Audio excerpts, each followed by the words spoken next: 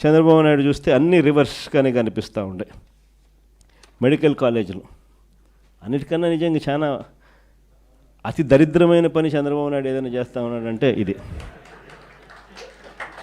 అతి దరిద్రమైన పని. నిజంగా అతను మంచి చేయకపోతే చేయకపోయి కనీసం చెడు చేయడం అన్న దానికి మనకి ఇంతకన్నా దరిద్రం ఏదైనా ఉంటుందో నాకు అర్థం కాదు అసలు.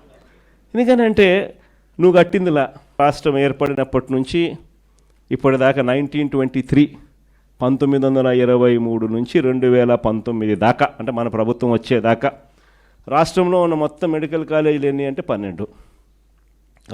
గవర్నమెంట్ రంగంలో ఉన్న మొత్తం మెడికల్ కాలేజీలు ఎన్ని అని అంటే 12.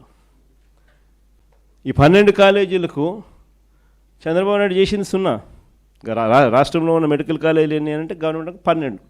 చంద్రబాబు నాయుడు 12లో ఏమైనా ఒకటన్నా చేశాడంటే అది లే, ఒక్కటి చేయలే. మనం వచ్చిన తర్వాత ఏకంగా 5 ఏళ్లలో కోవిడ్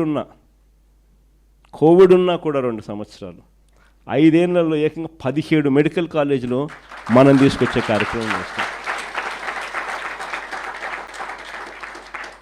ఆ 17 మెడికల్ కాలేజీల్లో అసలు ఒక మెడికల్ కాలేజ్ అన్నది ఎందుకంత ఇంపార్టెంటు, అది చాలా మోస్ట్ ఇంపార్టెంట్ థింగ్. ప్రతి ఒక్కరం కూడా చంద్రబాబు నాయుడు తప్ప